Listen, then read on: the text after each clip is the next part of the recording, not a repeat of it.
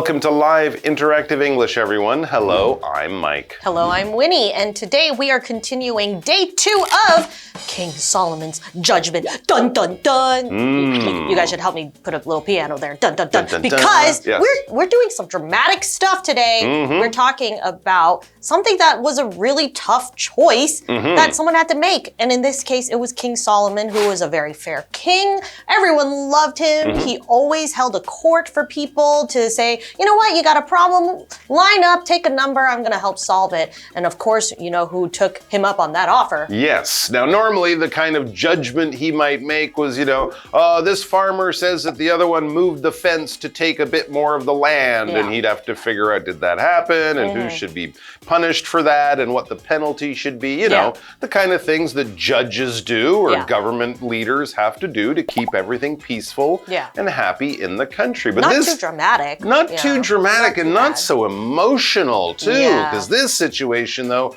was very different from, settling an argument between two business people or whatever. This was two mothers, two babies, young babies, and one of the babies dies. Very sad and upsetting situation. Now, if that wasn't bad enough, then a crime happened. I think you could say this is a Allegedly, crime. Allegedly. We don't know. No, well, the crime did happen. The crime did happen. The babies got switched. Yes. So did the mother who lost the baby kind of lose her mind and say, I need a baby. Mine died. I'm so upset. I'm going to steal my friend's baby and give her the dead one. Yeah. And of course, the other friend whose baby was healthy when she went to bed, she woke up and here's the dead baby, and she's like, that's not my baby. And she probably did the old Sharpie trick. What's the old Sharpie trick? Right out of the womb, you just do a little marking on the foot. Say, hello, I know my baby. Attach a little sticker name tag to your baby so it can't get switched. Well, if they had those back then,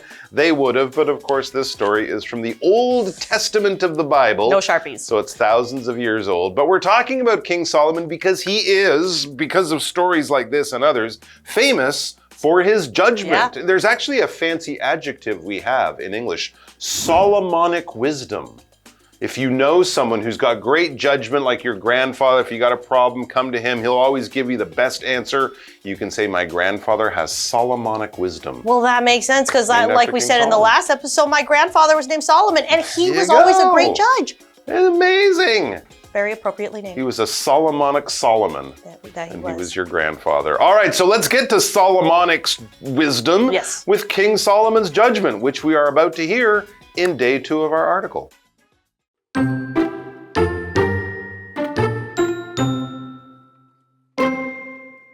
Both women stood before the king and told him their stories.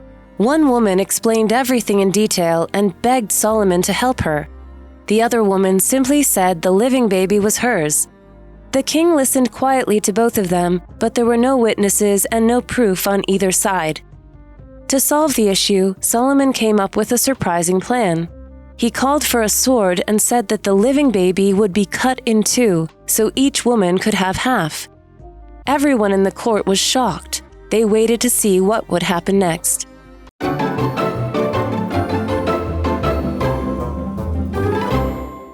All right, so here's King Solomon. He's going to make his judgment. He has these 2 women. We know the situation. The baby died. Another baby got switched. Who switched the baby? Who should Solomon give the baby to? Who is the real mother? I don't know. I mean, today we would do a DNA test and we'd know in about 10 minutes or like what I said, look for the Sharpie on the foot. Unless you marked your baby as your own, like you mark your shoes before you go to the gym. Most people don't do that. Anyway, so what happens? Well, continuing on, both women stood before the king and told him their stories. One woman explained everything in detail and begged Solomon to help her. I mean, that makes sense. If my baby suddenly, I don't know, which woman is this, right? Is this the one that really had a baby get stolen away from her? Or was it the baby that died. Exactly. So this is like a court case where both of the women are saying their stories, and there's Solomon like the judge who has to decide who's telling the truth and what should be done to, make this situation better. The other woman simply said the living baby was hers. This is my baby. That's all she kind of said. She didn't put on a big emotional show or come up with proof or anything like that. She just seemed very quiet and confident. No, whatever she said, I disagree. That's my baby.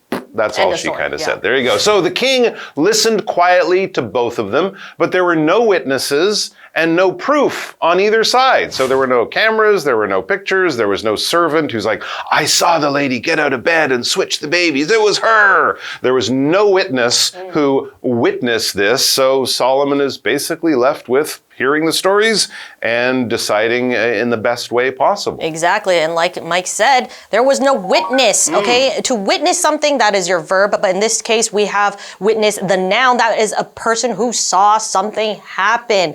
It's funny because in my head, I was kind of imagining the two women in one tiny house. I did not even think about it being like a fancy house. It could have been. But yeah, like it kind of makes sense though. Not a lot of the times, even if you were in a fancy house, it's not like there is going to be people everywhere in the middle of the night. Exactly. Yeah. There you go. So the witness is someone who sees something. So, if you're standing there and there's a car crash, the police might come over and say, hey, did anyone see this? And you can say, I did. I was standing there. I'm a witness. And then they might ask for proof. Well, they might not ask you for proof, but that's another thing the police might look for when they try to figure out what happened and who did it. They're looking for proof. Now, proof is just the category of things that we use to talk about how you prove a crime. P-R-O-V-E is the verb form. Proof is the noun form. It's the thing. When we watch police shows and movies, we're looking for fingerprints.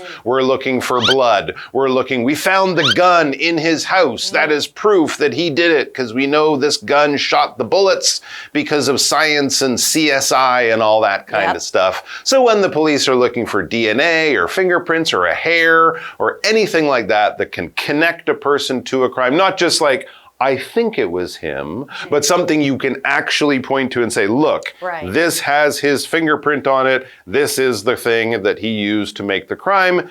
You can't argue. It's a fact. It's proof. Yeah. For example, I couldn't find any proof that the story was true. Someone said it was, but I don't know who he is. So I need proof. I need facts. I need evidence. Yeah. Well, nowadays it's easy to find proof because, hello, we got cameras everywhere. But back then, there were no cameras. No cameras at all. And you know what else? No DNA tests. You know what else we don't need proof for? What? That Hanny is an amazing person. That is undeniably true. We love Hanny. If you don't believe us, here she is. Here's proof. Here's the proof.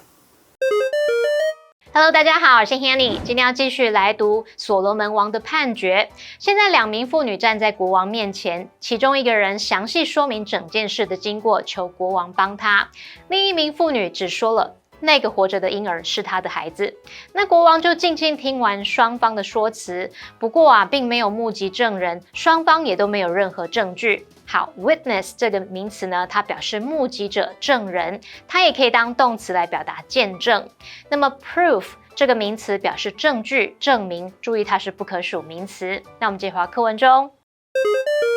All right, thank you so much, Hanny. We love ya, okay? And we also love the rest of this story. We want a judgment. Hello, who is the lady who gets the baby? Who did the thing? What is Solomon gonna say? We want to get to the juicy part. We do. So let's get to it. All right. To solve the issue, Solomon came up with a surprising plan. Oh, here it comes, his Solomonic wisdom. His Solomonic plan. What's he gonna do? He called for a sword and said that the living baby would be cut in two so each woman could have half. So each woman could have half. So each woman could have half. This is a baby, it's not a cake, a pizza, or a loaf of bread. I mean, this was a long time ago before modern science, but I think even then they would know that you can't cut a baby in two and have a good ending to that story. This suddenly turned into a horror story. No, so he's saying basically, I'm going to cut the baby in two and you each get half. He knows that that will kill the baby. right? I think that's part of his plan. Do you think he knows, or is he just so I'm pretty sure I mean, they have swords. I imagine they've seen things get cut before, and this isn't like, oh, wow, oh, that didn't work, or something like that. A baby's not a cake. We can't do this. No, I think they know this is part of his plan. You're right. But it is a terrible thing to threaten to cut a baby in half with a sword. Yeah, or maybe he thinks or anything. It's a really great idea. Any living thing, really. Well, speaking of cutting and using swords, swords are a long and sharp weapon that can slice and cut and usually kill people. Yes. So don't know how that's going to work out. For example, you could say the old swords in the museum were all real, which means, you know, if you whack someone with it, slice someone with it, chances are they're not going to make it. It's that big old battle knife that samurais wear, have, or, you know, people wear around their waist, and ching, ching, ting, cling, cling, and they're fighting, and they're sharp, and they cut, and they kill, and they're not good around babies at any time. No. So, of course, this is a crazy answer to this problem. Oh, well, if you both say the baby's yours, how about you just take half, and then everyone will be happy, right?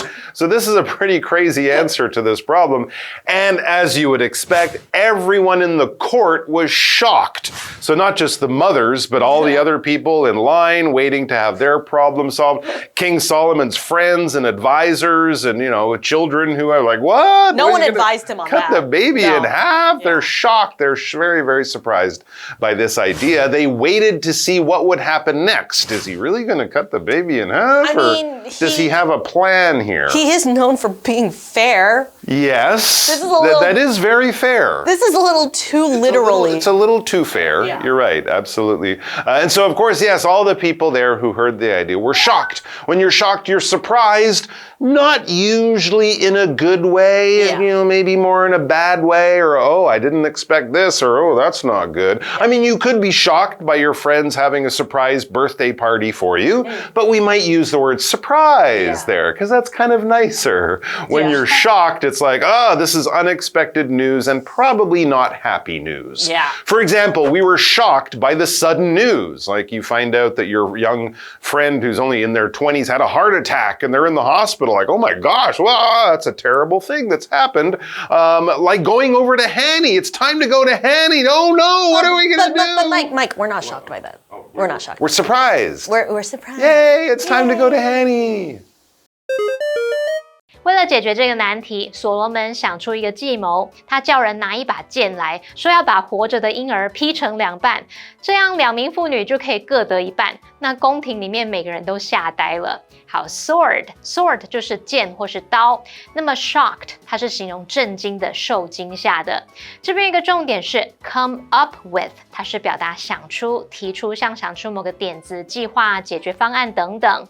这个片语要以人当主词，我们用 come up with 加名词，就相当于 think of 加名词，它们意思相似。例如 Brad came up with a crazy plan. Brad 想出一个疯狂的计划。计划课文中。Thank you so much, Hanny. It's always so nice to see you. Oh, yes. But thank that you, is Hanny. all for this part. We are going to do another part very soon. Okay. We're going to take a little break. All right, and we're going to come back and we're going to find out whether A, babies can be cut in half, which will be a big surprise to all of us, or B, King Solomon has a plan. Ooh. I hope it's B. I really hope it's B.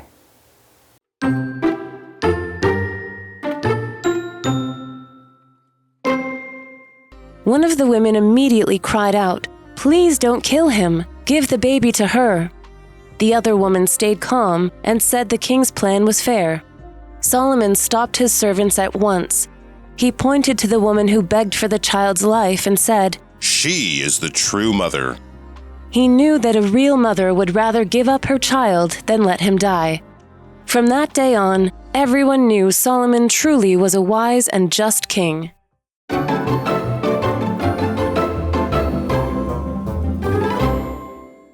Okay, guys, we are back. So Solomon has made his judgment. These two women are arguing over the baby. Solomon decides, let's get a sword and cut the baby in half, and both women will get half a baby, which of course is a crazy answer to this problem that will kill the baby. but I think Solomon knows that. So he's waiting for the reaction. So what happens? Okay. So yes. One of the women immediately cried out, "Please don't kill him! Give the baby to her." Please don't kill him, the baby. Give the baby to her. Yep, so give it to the other mom. Yeah. Okay. So we're getting into it. Immediately means right away. Okay, so she heard this and she said, you know what? Back it up. Let's I don't care who gets it, just make sure the baby's alive, right? That's her first thought. So for example, you could say Penelope called her brother immediately after school. So Penelope couldn't wait to call her brother, so she did it right away. This mama, either the real mama or not, she said, you know what? If I can't have a baby, at least let it be to her. Yeah, and when someone does something so quickly, immediately like that, they're probably not like oh, I have a plan here. I could do this and that. It's probably their real reaction, right? What's your emotions jumping out? What's your thought right now? Do you think she's the real mom? I think so. I mean, really? Otherwise, she'd be like, oh, I don't mind. Or I think you're right. Yeah. Well, let's also look at the other woman's reaction, because that can tell us. So one woman immediately was like, no, don't hurt the baby. Fine. Right. Just give the baby to her. Please don't hurt the baby.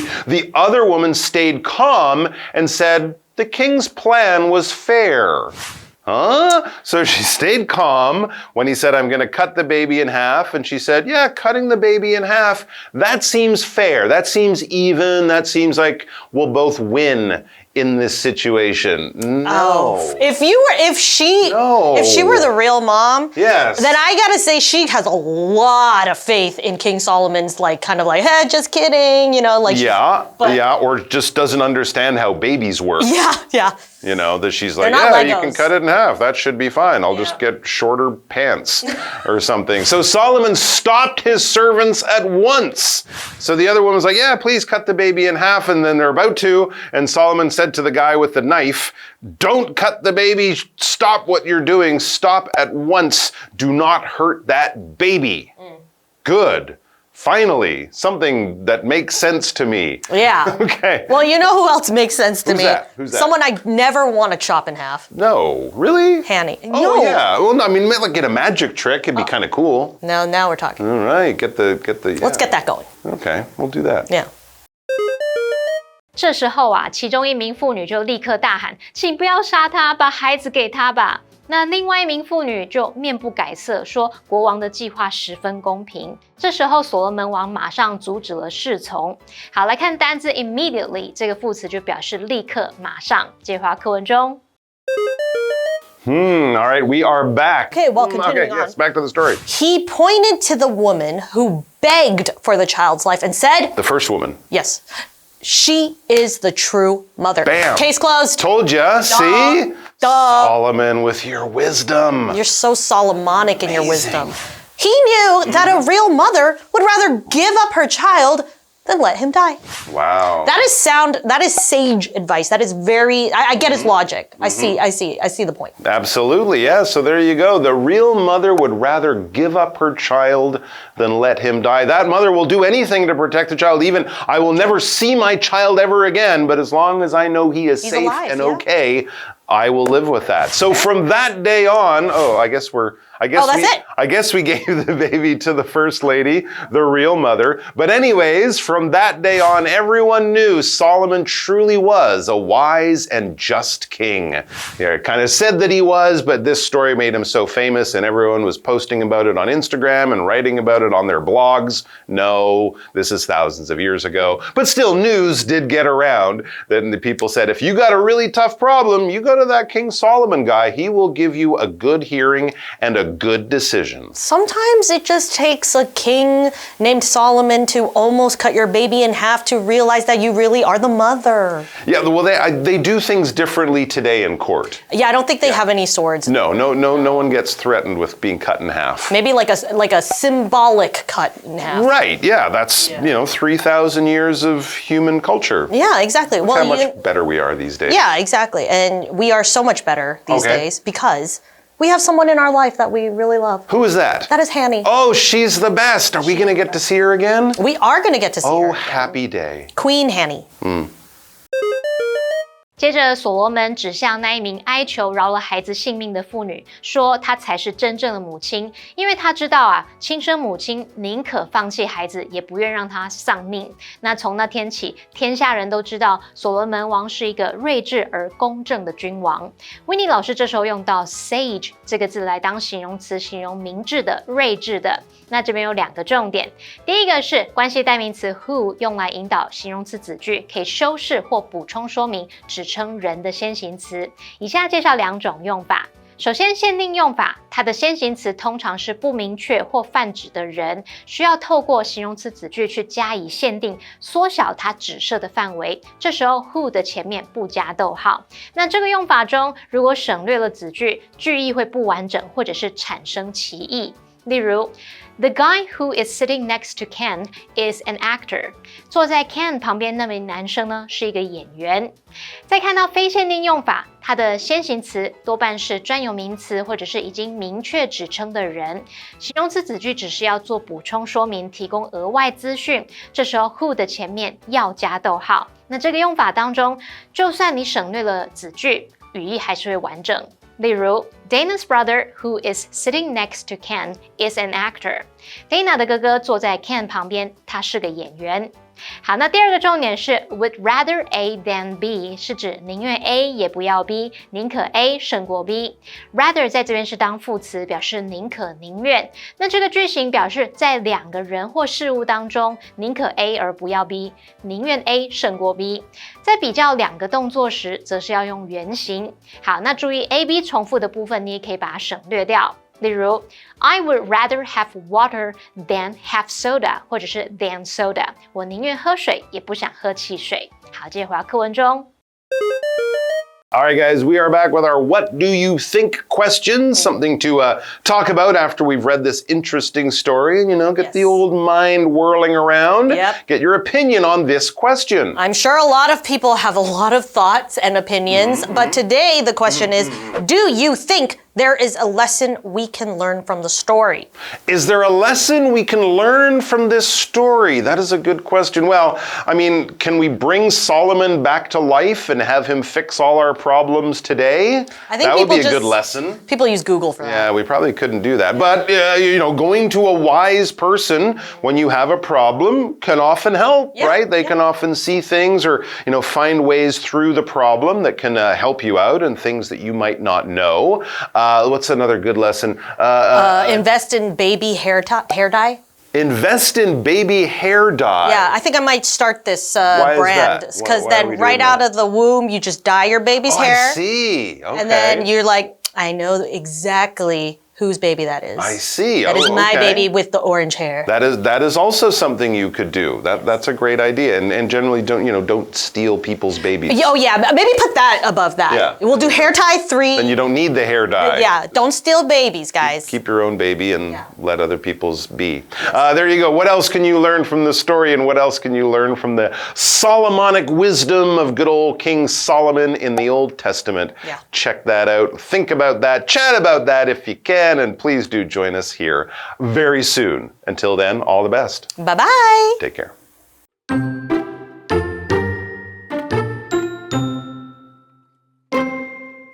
Both women stood before the king and told him their stories. One woman explained everything in detail and begged Solomon to help her. The other woman simply said the living baby was hers. The king listened quietly to both of them, but there were no witnesses and no proof on either side. To solve the issue, Solomon came up with a surprising plan. He called for a sword and said that the living baby would be cut in 2, so each woman could have half. Everyone in the court was shocked. They waited to see what would happen next. One of the women immediately cried out, "Please don't kill him. Give the baby to her." The other woman stayed calm and said the king's plan was fair. Solomon stopped his servants at once. He pointed to the woman who begged for the child's life and said, "She is the true mother." He knew that a real mother would rather give up her child than let him die. From that day on, everyone knew Solomon truly was a wise and just king.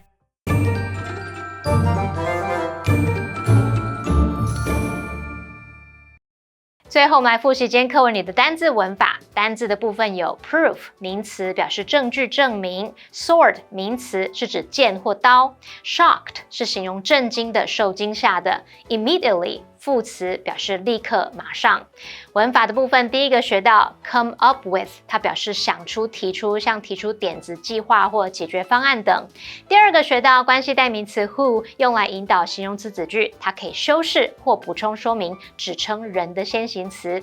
第三个学到 would rather A than B， 是指宁愿 A 也不要 B， 宁可 A 胜过 B。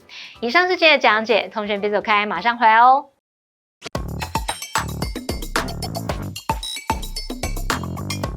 Welcome to Which One Fits, the game where we tackle confusing English words. I can't wait for this round. Today, we're going to sort out the difference between assume and presume.